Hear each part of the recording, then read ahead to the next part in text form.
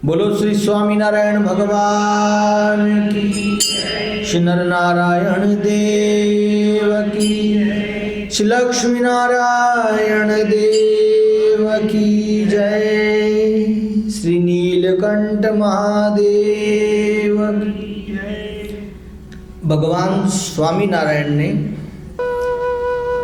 शिक्षापत्री के माध्यम से बड़ा सुंदर उपदेश अपने सभी भक्तों को दिया कि श्रावण महीना आए तो विशेष रूप से महादेव की पूजा करें। और भगवान स्वामीनारायण ने बड़ा सुंदर एक श्लोक लिखा, विष्णु शिवो गणपति पार्वती च दिवाकर एता पूज्यतया मान्या देवता पंच मामके।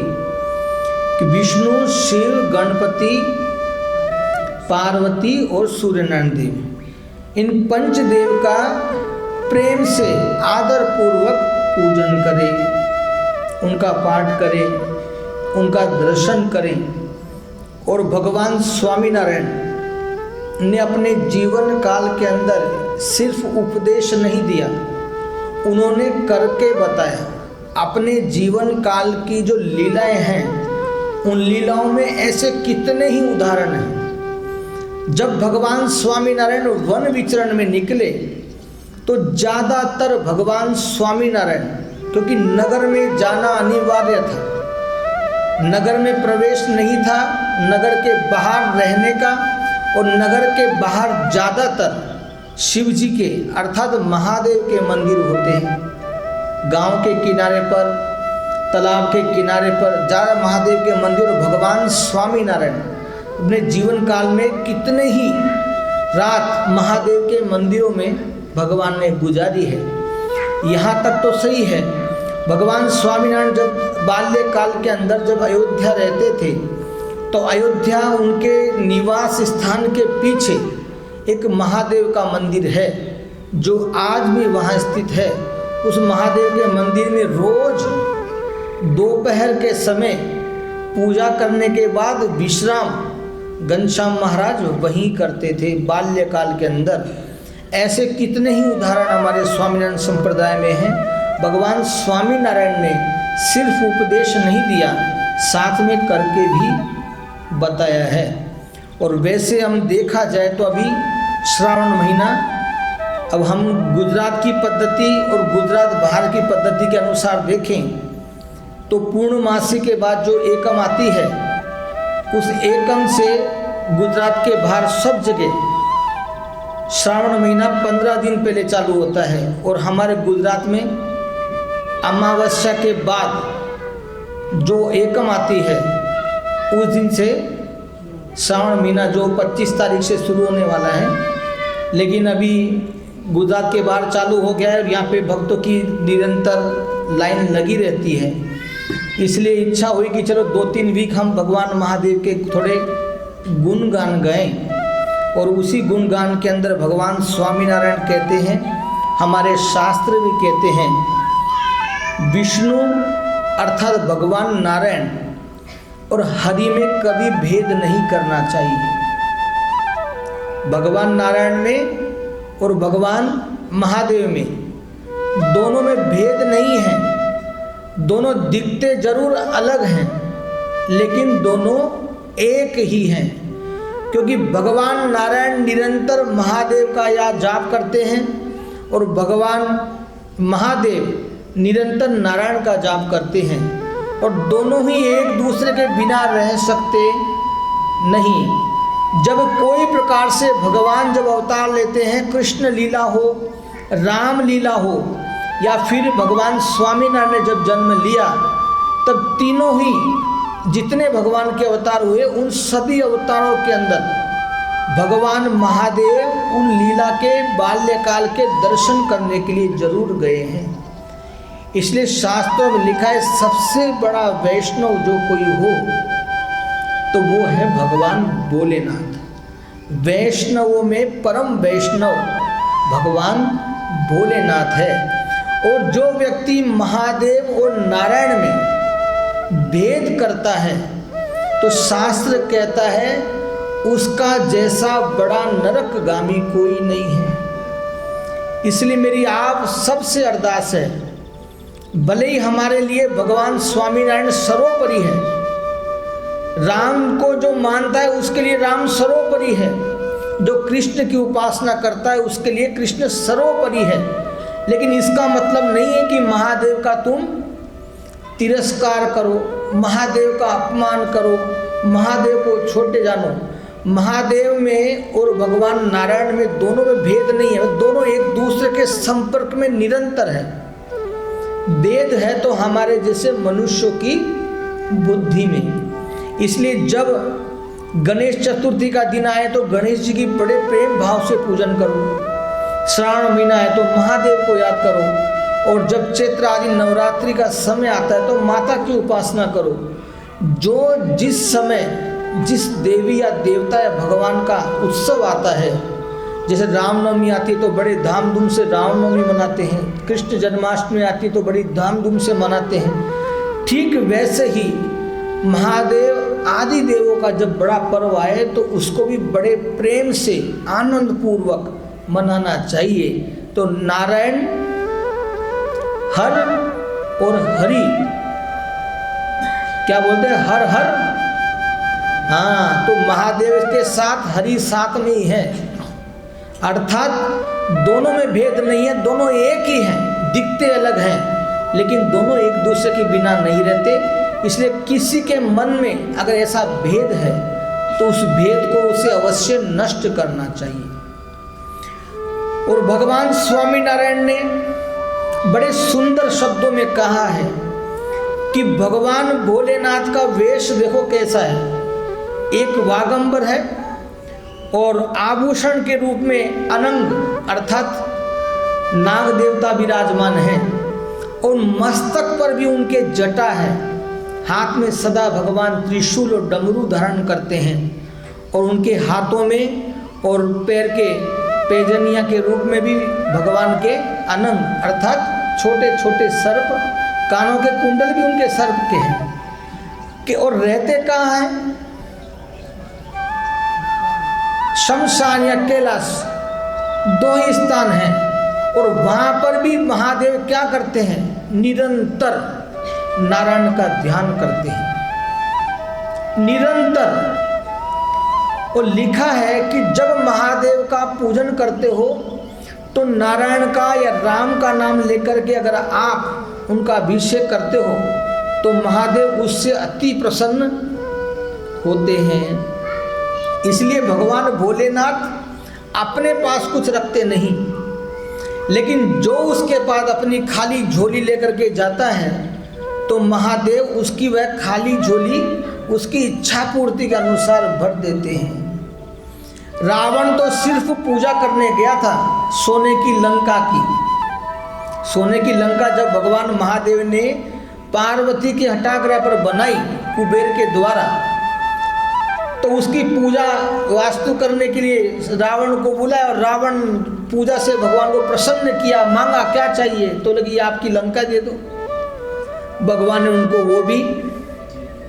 और जो हम बद्रीनाथ की बात करते हैं ना, बद्रीनाथ धाम, असली में बद्रीनाथ धाम भगवान महादेव के रहने का स्थान था, पर एक बार लक्ष्मी जी ने महादेव से प्रार्थना की तो वह स्थान भी उनको दे दिया, भगवान नारायण को रहने के लिए वह स्थान दिया।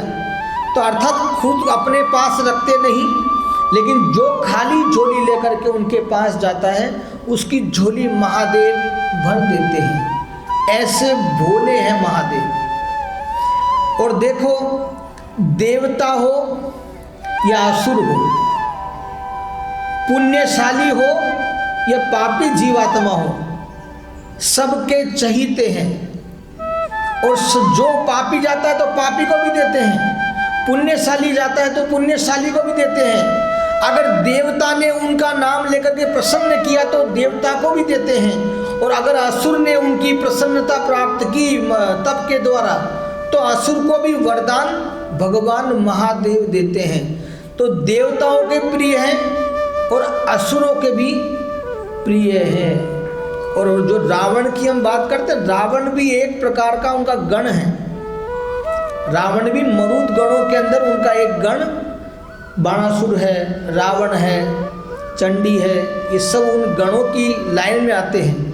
कहने का भावार्थ है कि महादेव सबके प्रिय हैं और जो उनके पास भोले भाव से जाते हैं उनकी झोली महादेव भर देते हैं। एक बार एक चोर पहुंच गया घंटा चुराने के लिए,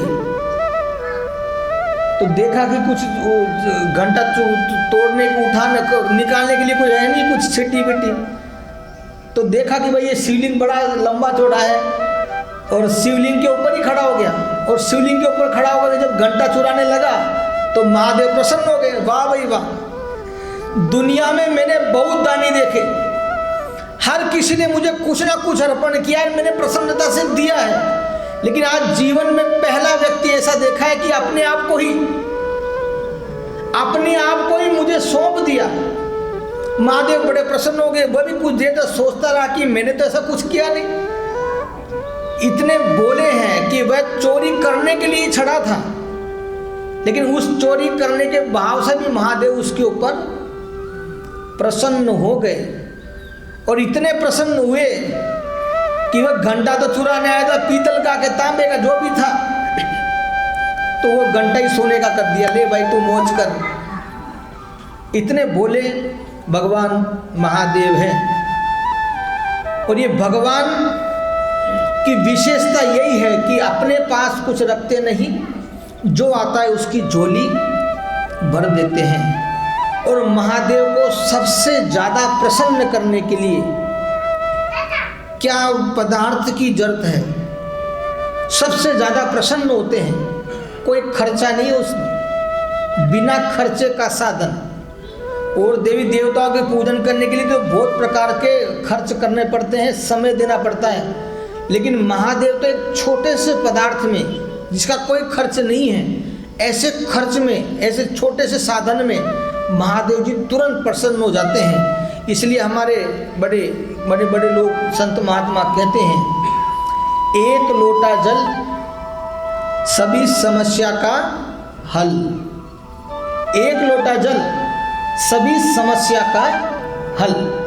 महादेव के पास जाने के बाद कुछ ना हो, सिर्फ एक लोटा जल का भर करके चढ़ा दिया तो महादेव जी एक लोटे जल से भी प्रसन्न हो जाते हैं। इतने भोले महादेव जी हैं। और हमारे शास्त्रों में लिखा है कि जो व्यक्ति हृदय की भावना से एक लोटा जल भी अगर महादेव को चढ़ाता है तो उसकी आधि, व्याधि और उपाधि तीनों ताप से उसकी शांति होती है। दूसरा, अगर किसी व्यक्ति के जीवन में मानसिक तनाव है और हृदय के सच्चे भाव से महादेव को अगर एक लोटा जल चढ़ाता है, ऐसे तो जितने चढ़ा उतने अच्छा है, लेकिन एक लोटा भी अगर चढ़ा पाता है तो उसका जो मानसिक तनाव है वो मानसिक तनाव भी उसका दूर होता है। वैसे ही ठीक एक लोटे जल से अगर जीवन में कोई नेगेटिव एनर्जी आपको बार बार अटैक कर रही है, परेशान कर रही है, तो सिर्फ एक लोटा जल से वह नेगेटिविटी भी दूर हो जाती है। ठीक वैसे ही आपके व्यापार में अगर कोई शत्रु बार बार में आपको वृद्धि में बाधा बन रहा है, आपकी व्यापार वृद्धि में बाधा बन रहा है, तो उस शत्रु को भी शांत करते अर्थात कि आपको बार बार वो विघ्न करता है तो उसको ऐसा कुछ सिस्टम कर देते हैं कि वो आपसे ही दूर हो जाता है, अर्थात आपकी समस्या का समाधान। एक लोटा जल सभी समस्या का हल, ऐसा हमारे बड़े बड़े संत। और ये शिव पुराण, हमारी शिव पुराण की कथा तो बड़ी अनंत है। जब भगवान कभी मौका देंगे तो हम यहाँ पर शिव पुराण की कथा भी एक बार करेंगे, आयोजन करेंगे। ठीक वैसे ही भगवान महादेव कितने बड़े प्रसन्न होते। देखो, जब आप एक लोटा जल लेते हो और जब महादेव को चढ़ाने जाते हो तो देखना महादेव क्या करते हैं। जो व्यक्ति एक लोटा जल चढ़ाने जाता है तो महादेव उसका हाथ पकड़ लेते हैं। जिस प्रकार से महादेव डमरू पकड़ के बजाते हैं ना, ठीक वैसे उसका हाथ पकड़ करके उसके जीवन में आने वाली सभी समस्याओं को हाथ पकड़ने मात्र से सबकी समस्याओं को दूर कर देते हैं और फिर वचन देते हैं कि तूने मेरे ऊपर एक लोटा जल चढ़ाया है तो जा, मैं तुझे आशीर्वाद देता हूँ। कैसा आशीर्वाद देता हूँ कि आज के बाद तुझे कोई प्रकार की बाधा परेशान नहीं करेगी। और दूसरा वचन देते हैं कि मैं तुझे आज के बाद छोड़ने वाला। जो व्यक्ति एक लोटा जल चढ़ाता है महादेव उसका हाथ पकड़ लेते। इतने बोले हैं, मैं कह रहा हूँ बार बार, वैष्णव में परम वैष्णव, उनका जैसा वैष्णव इस दुनिया में कोई है नहीं और हो भी नहीं सकता। ये तो हमारी बुद्धियों के अंदर, हमारे जैसे मनुष्य की बुद्धि में भेद है कि वो बड़े न वो बड़े न वो छोटे न वो छोटे। अभी मैं आगे एक बात और करूँगा, जो लोगों के अंदर थोड़ा प्रकार का भेद है महादेव के और नारायण के प्रति, उसके बारे में मैं थोड़ी आपको चर्चा करूँगा। इसलिए जो व्यक्ति महादेव को जल चढ़ाता है, महादेव उसका हाथ पकड़ करके वचन देते हैं कि तूने मेरे ऊपर जल चढ़ाया है, जा मैं तेरा हाथ पकड़ता हूँ, अब कभी छोड़ूंगा नहीं। और सभी समस्याओं से महादेव समाधान करते हैं। इतना ही नहीं, भगवान के पिता कौन हुए राम के? दशरथ जी। दशरथ जी भी जब अपनी सभा में जाते थे तो महादेव का अभिषेक करके जाते थे। ठीक उसी प्रकार से राजा जनक जब कोई युद्ध मंत्रणा के ऊपर जाते थे तब राजा जनक भी महादेव का अभिषेक करके जाते थे। भगवान श्री कृष्ण के काल में भी भगवान श्री कृष्ण ने महादेव का पूजन किया है। उनके पांचों पांडव को भी महादेव का पूजन करने का उनको उपाय बताए हैं। ठीक वैसे ही भगवान राम जब वन में निकले ना, तो वन में जब भगवान राम का एंट्री हुआ तब देखना उनके इतिहास को पढ़ कर के कि जहाँ जहाँ महादेव का मंदिर आया है या जो महादेव का जो कार्य अच्छा करने के लिए महादेव जी का निकले हैं, तो भगवान राम शिवलिंग की स्थापना करके निकले हैं। ऐसे अनेक प्रसंग हैं। जब रामेश्वर की हम बात करें तो रामेश्वर में भी प्रसन्नता प्राप्त करने के लिए महादेव का पूजन किया, अपने हाथों से महादेव को स्थापित किया। ठीक वैसे भगवान स्वामीनारायण ने भी अपने जीवन काल में जब वन विचरण किया तो वन विचरण के दरमियान रात्रि का जो उन्होंने शयन किया, रात्रि को रुके, तो महादेव के मंदिरों में ही भगवान भोलेनाथ के मंदिर में, महादेव जी के मंदिर में भगवान स्वामीनारायण रहे हैं। और उन्होंने अपने हाथ से जूनागढ़ के अंदर भी शिव जी की स्थापना की है, सिद्धेश्वर महादेव। आज भी किसी को प्रेत बाधा होती है और जो किसी प्रकार से नहीं जाती तो उसको हनुमान जी आदेश देते हैं कि आप जाओ महादेव की सेवा में। और जो महादेव की सेवा करता है तो महादेव की कृपा होती है और जो प्रकार की नेगेटिव एनर्जी जीवन में आती है, प्रेत बाधा, वह भी महादेव की सेवा करने से दूर होती है। ऐसे बड़े बड़े इतिहास हमारे शास्त्रों में दे रखे हैं। ये तो रही जल चढ़ाने की बात। अभी चल रहा है श्रावण महीना, लोग 12 महीने दूध चढ़ाते हैं, लेकिन जब श्रावण महीना आता है तो विशेष रूप में श्रावण महीने में लोग महादेव को जल अर्पण, महाजल के साथ दूध भी अर्पण करते हैं। और जो लोग बड़े बुद्धिशाली होते हैं, जो थोड़ा भेद जानते हैं, तो वो श्रावण महीने में उपदेश देने के लिए बड़ी बड़ी रील बना डालते हैं। कैसी रील? अरे भाई इतना दूध व्यर्थ जा रहा है शिवलिंग के ऊपर, किसी गरीब को ही पिला देते। तो भाई इतने सालों तक तू था कहाँ? जब महादेव जी को ऊपर दूध चढ़ाने का समय आया तो तू बोलता है कि इतने लोग गरीब बेचारे बिना दूध के रहे थे तो उनको ही दूध पिला दो, शिव जी को चढ़ाने की जरूरत क्या है? तो उसके पीछे भी कई बड़े तार्किक तर्क है। यानी ये तो साइंटिफिक रीजन क्या है? सबसे बड़ा साइंटिफिक रीजन है कि भगवान भोलेनाथ विष का पान करने वाले, जब समुद्र मंथन हुआ तब विष निकला तो सब दूर हो गए। उस समय भगवान भोलेनाथ ने विष का पान किया। और आप देखो भारत भूमि की मैं वर्णन करूं, जहाँ भी भारत भूमि का कहीं भी जब बारिश का मौसम होता है तो बारिश के मौसम में घास बड़ी बड़ी हो जाती है और उन्हीं घासों में अनेक प्रकार के जैविक अर्थात जहरीले अनेक कीट पतंग, अनेक प्रकार के जहरीले कीट पतंग उनमें उत्पन्न होते हैं। और जब गाय घास खाने निकलती है, घास चरने निकलती है, उस समय स्वाभाविक है गाय घास खाती है तो घास के माध्यम से जो जहरीले जीव हैं वो जहरीले जीव घास के माध्यम से गाय के पेट में जाते हैं और वो गाय के पेट में जाते हैं तब उस समय जो उसके थन से दूध निकलता है तो वो दूध पीने योग्य होता नहीं है। इसलिए साइंटिफिक प्रकार से देखो तो लोग, ये हमारे संत ऋषि महात्माओं ने एक प्रणाली बना दी है कि श्रावण महीने में विशेष रूप से महादेव को आप दूध अर्पण करो, क्योंकि विषैला दूध पीने से हमारे ही जीवन में अनेक प्रकार की परेशानी आएगी। तो जो विष का पान करने वाले महादेव हैं उन्हें ही क्यों ना ये विष रूप में दूध भगवान महादेव को अर्पण किया जाए। और दूसरा हमारा वराह पुराण में बड़ा सुंदर एक इतिहास है कि महादेव को दूध क्यों चढ़ाया जाता है। वराह पुराण में बड़ा सुंदर लगे कि एक ऋषि और बहुत वर्षों से तपस्या कर रहे थे और उन्होंने तपस्या करके एक ही आसन को सिद्ध किया था। और जब आसन सिद्ध हुआ तो सबसे पहले चिंता हुई किसको चिंता हुई? इंद्र को, हमेशा उसी को चिंता।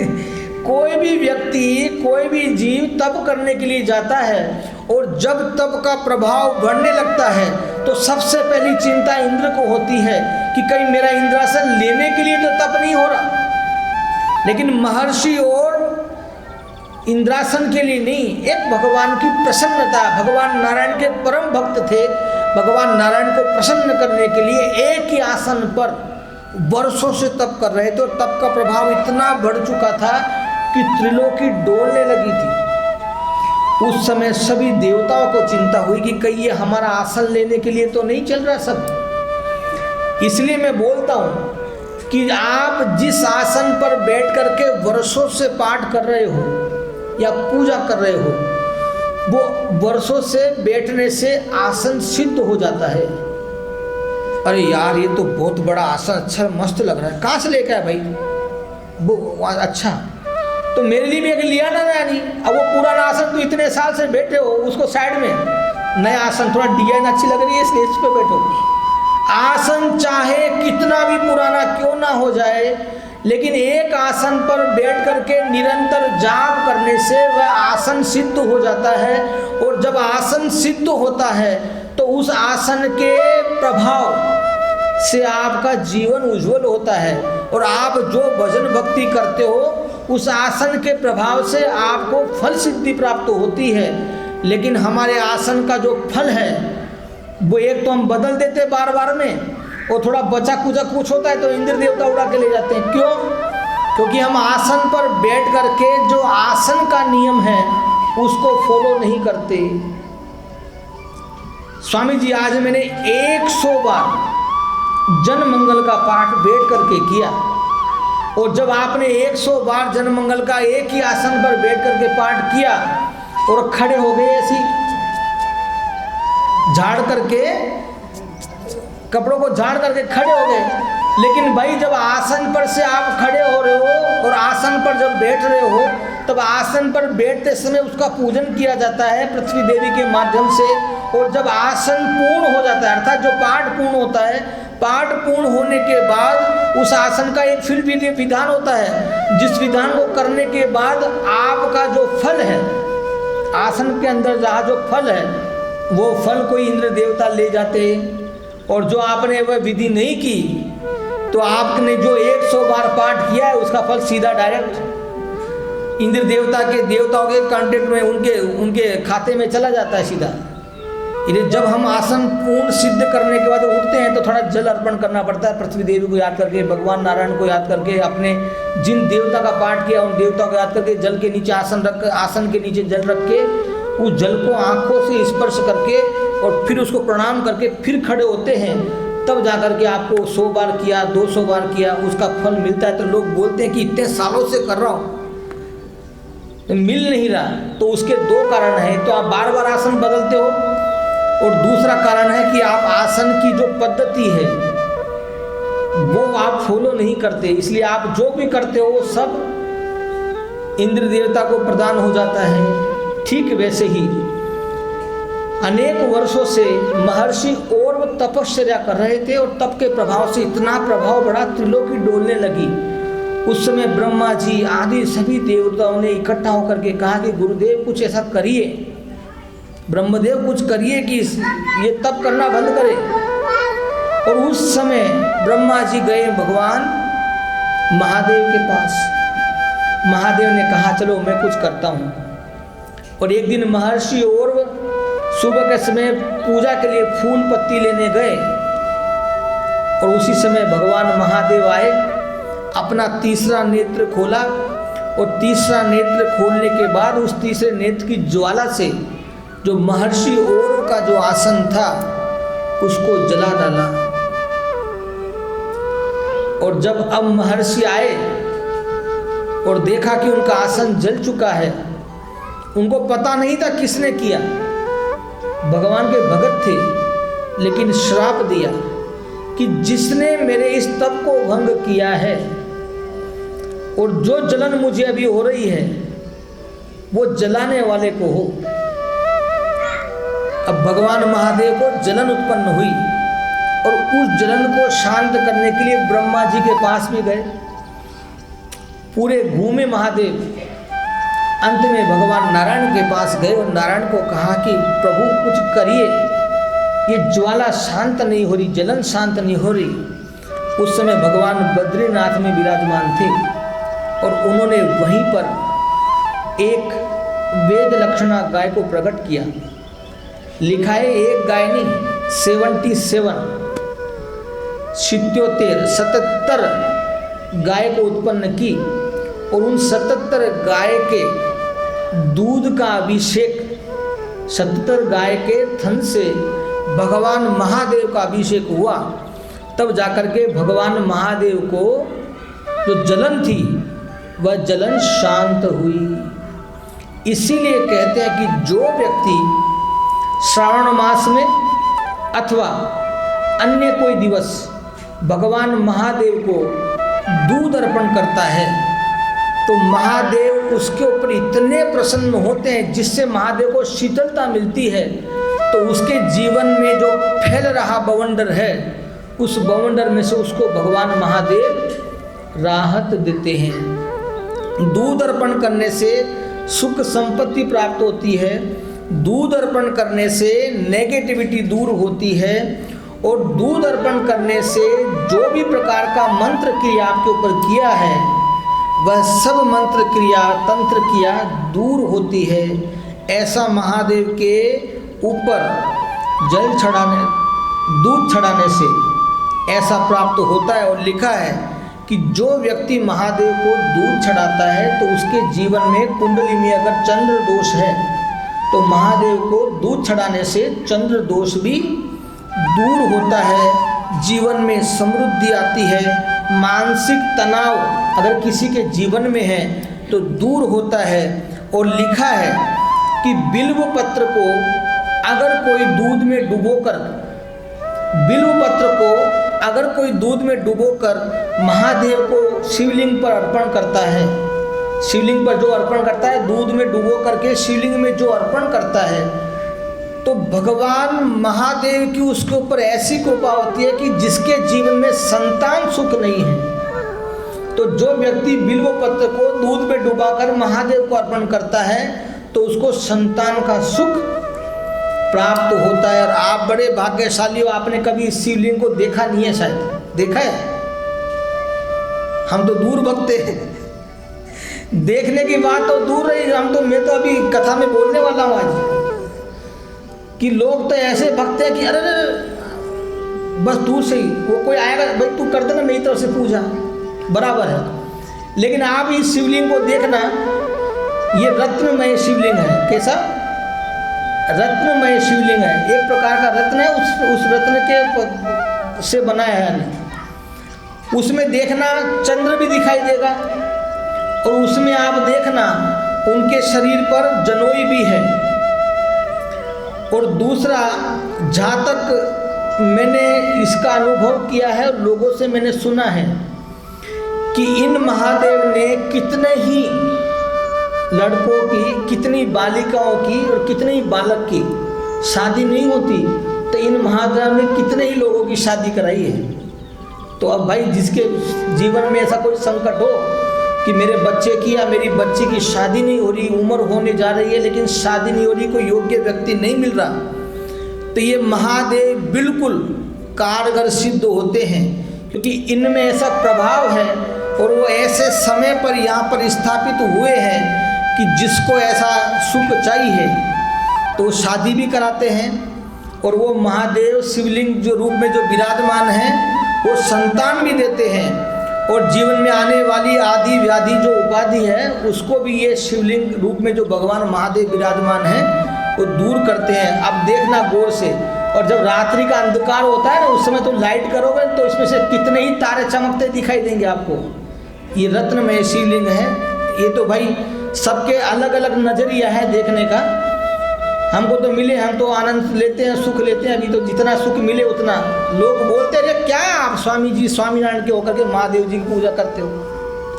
तो मैं आपको एक बात बोलना चाहता हूँ कि भाई मैं भले महादेव की पूजा कर रहा हूँ, स्वामीनारायण की पूजा कर रहा हूँ, सब कर रहा हूँ, लेकिन मैं कुछ गलत तो नहीं कर रहा ना, किसी देवी या देवता की उपासना ही कर रहा हूँ ना।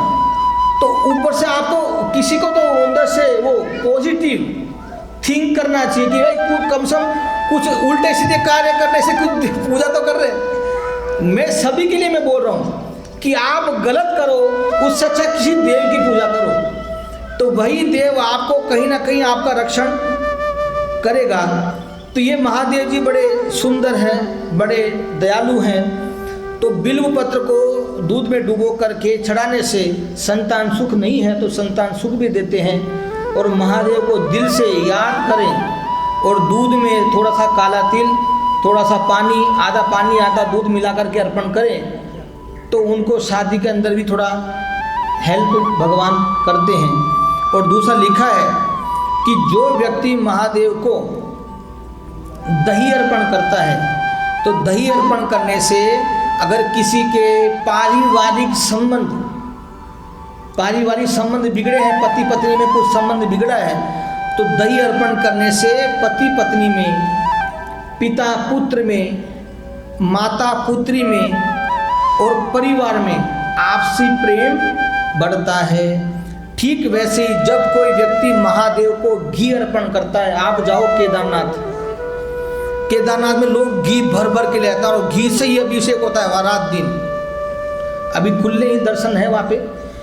तो जो व्यक्ति घी अर्पण करता है तो घी अर्पण करने से कैसा भी भयानक रोग क्यों ना हो, उस व्यक्ति के नाम से जब घी अर्पण किया जाता है, महादेव को घी का लेपन किया जाता है, घी से उनकी मालिश की जाती है, तो वह कैसा भी असाध्य रोग क्यों ना हो, महादेव उस असाध्य रोग को दूर करते हैं। और जो व्यक्ति भगवान भोलेनाथ के शिवलिंग रूप में शहद, हनी, मध अर्पण करता है तो उसके जीवन में अगर कुछ संपदा का अभाव है, संपदा अर्थात कि संपत्ति तो है लेकिन अशांति है, संपत्ति होने के बावजूद सुख रहे और उस मगज में, मन में शांति रहे, उसको बोलते संपदा। तो जो संपदा आपको शांति दे, ऐसी संपदा भगवान महादेव को जब कोई व्यक्ति मद हनी अर्पण करता है तो उसकी संपदा भी महादेव जी प्रकट करते हैं। इसलिए कहने का अर्थ है कि चंद्र दोष, मानसिक तनाव और जो अनेक प्रकार की नेगेटिव एनर्जी है उन सबको दूर करता है और इस प्रकार का सुख जीवन में भगवान महादेव अर्पण करते हैं। दूसरा, मैं यहाँ पे बैठा बैठा देखता रहता हूँ, अब देखो किसी का इसमें दोष नहीं है। हमारे वहाँ पे चांदी का भी लोटा, चांदी का गिलास भी है और तांबे का लोटा भी है, लेकिन लोग पता नहीं होता, इसलिए लोग क्या करते हैं, दूध दही सब निकाल करके उसी तांबे में डाल करके छड़ा देते हैं। तो अगर महादेव को आपको दूध या पंचामृत अर्पण करना है तो तांबे के लोटे में नहीं, चांदी के बर्तन में अर्पण करो। अगर चांदी का बर्तन आपके पास नहीं है तो आप मिट्टी का घड़ा ले लो, मिट्टी का कोई बर्तन ले लो, उससे महादेव को आप अर्पण करो। और महादेव को लोटा तांबे का किस प्रकार से यूज करने का, खाली पानी के लिए।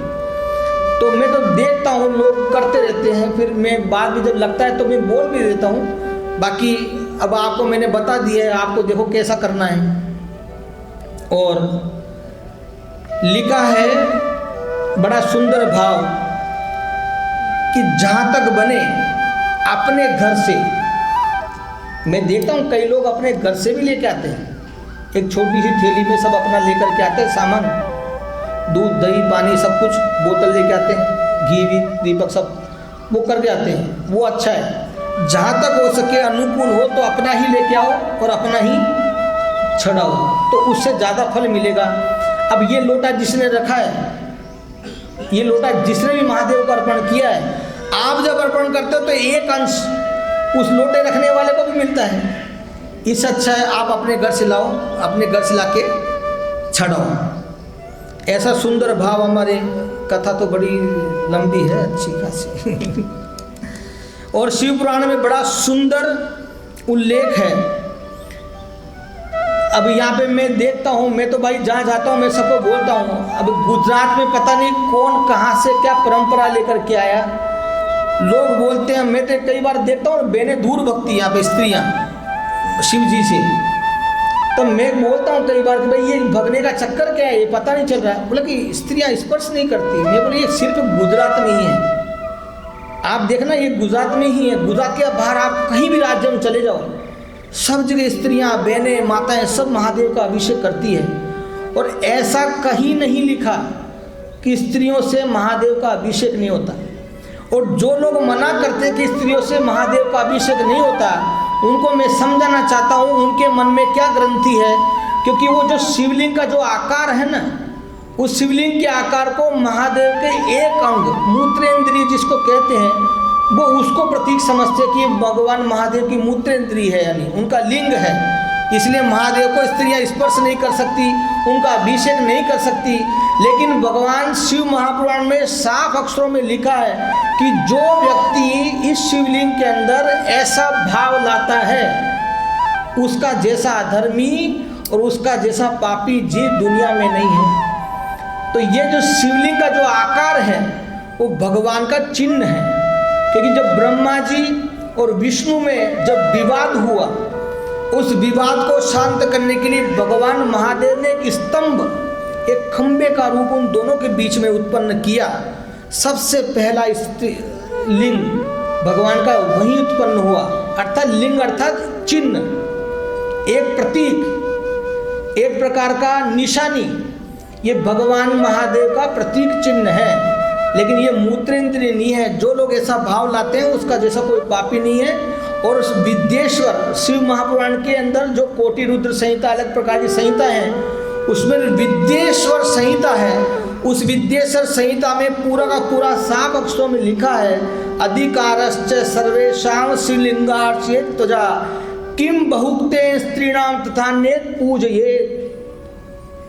कि अनेक प्रकार के धर्मों के लोग, अनेक प्रकार के वर्ण के लोग ये महादेव के शिवलिंग रूप की पूजा भी कर सकते हैं, उनका स्पर्श भी कर सकते हैं। और विशेष रूप से बहुक्तेन स्त्रीणाम, जो स्त्रियां हैं वह भी महादेव का अभिषेक कर सकती है, उनको स्पर्श कर सकती है पवित्र भाव से उनको। लेकिन उसमें यह भी लिखा है कि आपको वेद पाठ करने का अधिकार नहीं है। इसलिए आप सामान्य रूप से भगवान महादेव की सामान्य पूजा कर सकते हो, अभिषेक कर सकते हो। वेद मंत्रों द्वारा आप अभिषेक बोल करके नहीं कर सकते क्योंकि अधिकार नहीं है। ठीक वैसे ही जो ब्राह्मण आदि उच्च कोटि के लोग हैं, उनको वेदोक्त मंत्रों के द्वारा भगवान महादेव का अभिषेक करना चाहिए। अब किसी के मन में ऐसा भाव हो तो शिव पुराण पढ़ लेना, और शिव पुराण में एक बार नहीं 19 बार शिव पुराण में ये बात आई है कि स्त्रियों को अभिषेक करने का अधिकार है। जब माता पार्वती भगवान भोलेनाथ को प्रसन्न करने के लिए उन्हीं की पूजा कर रही थी और भगवान महादेव वहाँ प्रकट हो गए। तो ऐसी अनेक कथाएं हैं। कृष्णेश्वर महादेव ज्योतिर्लिंग है। वो भूष्मा नाम की जो परम भक्ता थी, वो निरंतर पार्थिव शिवलिंग बना करके उनकी पूजा करती थी। और भगवान भोलेनाथ प्रकट हो गए। वो तो हम अभी 2-3 वीक बाकी है, अभी हम 12 ज्योतिर्लिंग की भी कथा करेंगे, लेकिन आज एक सामान्य रूप में मैं आपको समझाने के लिए आज ये थोड़ी कथा लेकर के आया हूँ। इसलिए लिखा है कि जो व्यक्ति महादेव को प्रसन्न करने के लिए मन में सच्ची श्रद्धा और सच्चा भाव ला करके जो व्यक्ति एक लोटा भी जल महादेव को अर्पण करता है तो उसकी सभी समस्याओं का हल ये भगवान भोलेनाथ कर देते हैं। पर स्वामी जी हम तो एक लोटा भी नहीं चढ़ा पाते, उसके लिए भी महादेव जी ने बड़ा सुंदर समाधान शिव पुराण के माध्यम से दिया है। तो मैं बोलता हूं, आप भी मेरे साथ बोलो, महादेव महादेव महादेवेति यो वदेत्, महादेव महादेव महादेवेति यो वदेत्, एकेन मुक्तिमाप्नोति द्वाभ्यां शम्भूरुणी भवेत्। महादेव महादेव महादेवेति यो वेदेन एकेन मुक्तिमाप्नोति द्वाभ्यां शम्भूरुणी भवेत्। जो व्यक्ति एक लोटा भी महादेव को अर्पण नहीं कर पाता, ऐसे व्यक्तियों के ऊपर भी महादेव ने कैसी कृपा की है। इसी श्लोक में लिखा है कि जो व्यक्ति महादेव के द्वार पे जाकर के कितनी बार, 3 बार महादेव महादेव महादेव 3 बार जाकर के महादेव के आगे दोनों हाथ उठा करके 3 बार महादेव बोलता है। आप बोलो, चलो भाई, आप लोग भी बोलो। लिखा है इस श्लोक के अंदर कि भाई जो व्यक्ति 3 बार बोलता है तो एक बार में तो मैं बिक जाता हूं, एक बार महादेव बोलने से तो मैं बिक जाता हूं, लेकिन बाकी के जो लास्ट में जो बोले 2 बार, 3 में से 2 बार, एक में मैं बिक जाता हूं और दूसरे 2 के अंदर मैं उसका ऋणी हो जाता हूं। तो जो महादेव के द्वार पे जाकर के ऊंचे हाथ करके 3 बार महादेव महादेव महादेव बोलता है तो महादेव उसके ऊपर प्रसन्न होकर के कहते हैं कि मैं एक में तो बिक गया, बाकी 2 के लिए मैं तेरा ऋणी हूं। इसीलिए बड़ा सुंदर भाव हमारे शास्त्रों में भगवान भोलेनाथ का लिखा है। तो समय तो हमारा हो चुका है और कथा भी बहुत बाकी है, तो मैंने सोचा कि अभी अपना गुजरात में 25 तारीख से शिव जो श्रावण महीना है शुरू होने वाला है, तो उसके निमित्त में 2-3 वीक शिव पुराण की कथा तो हम विस्तार से करेंगे, पूरी पारायण करेंगे, लेकिन 2-3 प्रेम से जो भी 2-3 वीक हमारी महादेव के ऊपर कथा होगी। देखो भाई, हमारे संत का एक ही काम है,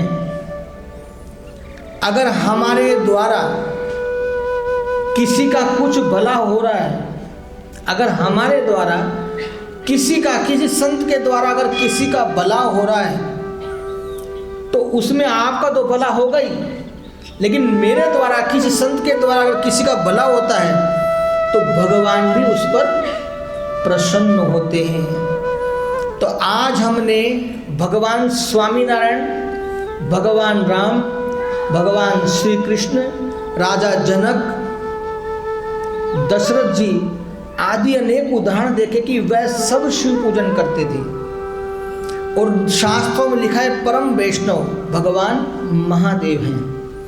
इसलिए एक सुंदर भाव महादेव का है जो हम थोड़ा ढोलक के नाद से महादेव को अर्पण करेंगे।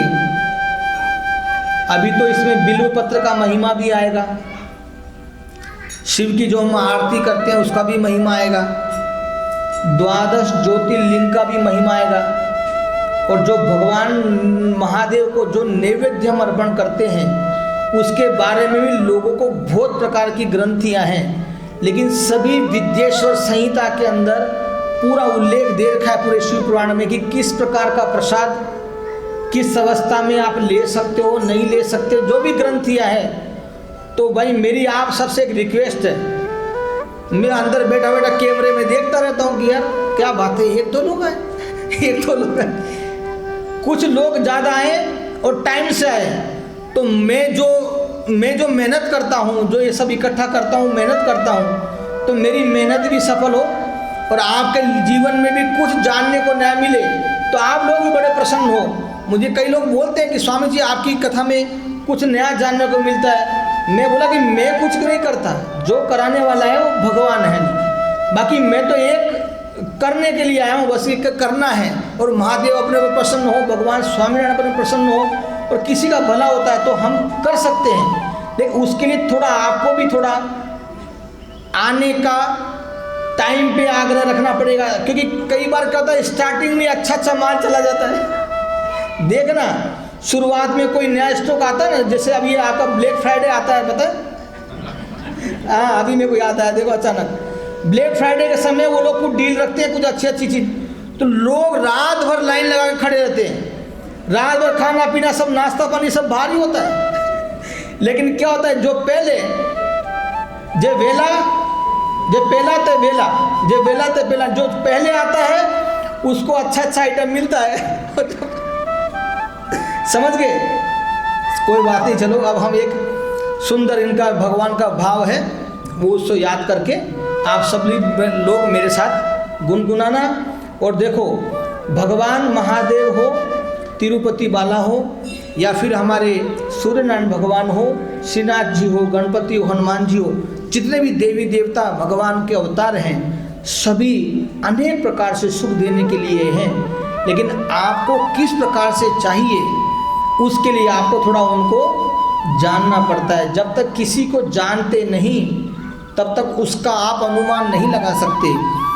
इसीलिए इन सब जितने भी हमारे देव हैं उनको जानने के लिए हमारा सितंबर से ही पूरा वर्ष जो हमारा 20 वर्ष का जो उत्सव आने वाला है, उस 20 वर्ष के उत्सव के निमित्त में ही जो 19 वर्षों में जो देवताओं की जो पूजन नहीं हुई उनको विशेष रूप से प्रसन्न करना है, और उनकी प्रसन्नता से हमारा जो 20 वर्ष का जो बड़ा पाठोत्सव आएगा, 20 वर्ष का जो उत्सव आएगा बड़ा धामधूम से हो और सभी देवताओं की हमारे ऊपर प्रसन्नता बरसे। इसी हेतु से पूरे वर्ष हर महीने एक ना एक भगवान का देवता का पूजन आएगा और पूरा दिन का रहेगा। ऐसा नहीं शाम को यार चले गए, सुबह से शुरू होगा और शाम तक चलेगा। इसलिए सब पहले से ही अलर्ट रहना। हमारे पाठोत्सव के समय हम उसकी रूपरेखा भी सबके आगे जाहिर करेंगे, तो आप सब उसमें भाग लेना, सभी देवता की भगवान की प्रसन्नता प्राप्त करना, तो सुंदर महादेव को प्रसन्न करने का भाव। और आज जब हमारे भगवान की पूजा होगी उसके बाद महादेव जी का भी श्रावण महीना चालू ही है, इसलिए आज समूह में हम महादेव की आरती भी करेंगे। हे शंभु शरणे पड़ी मांगू घड़ी रे घड़ी कष्ट कापो दया करी शिव दर्शन आपो शंभु।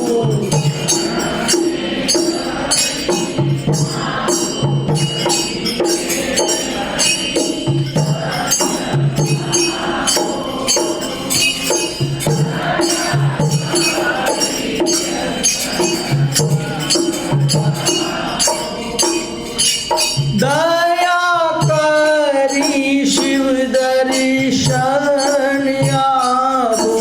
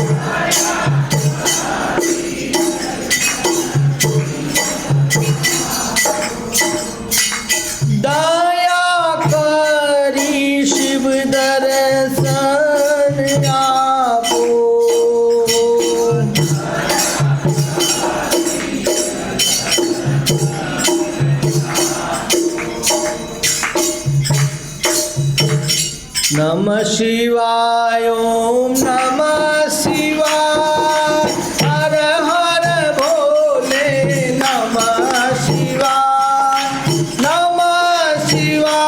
ओम नमः शिवाय हर हर भोले नमः शिवाय ओम।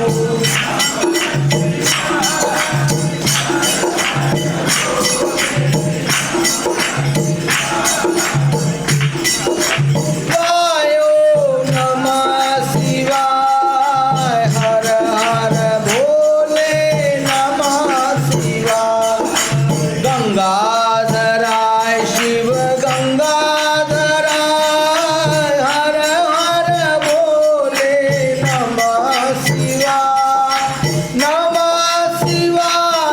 ओम नमः शिवाय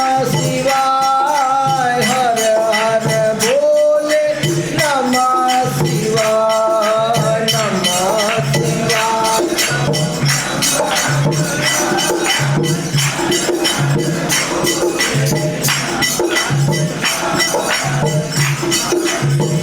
भोले नमः शिवाय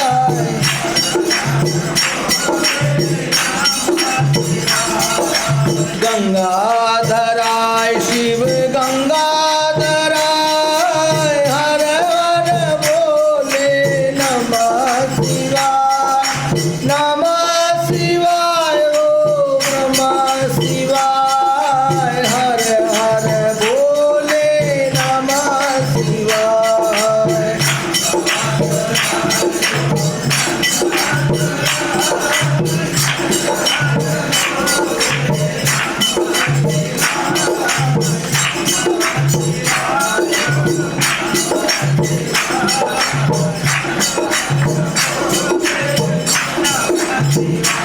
ओम जटाधराय शिव जटाधराय हर हर भोले नमः शिवाय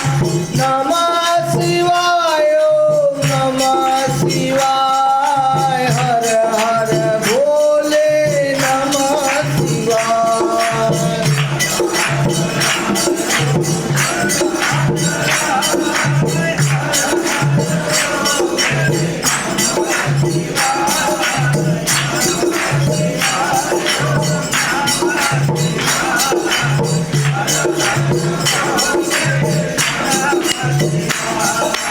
नमः शिवाय ओम नमः शिवाय हर हर भोले नमः शिवाय ओम नमः शिवाय हर हर भोले नमः शिवाय।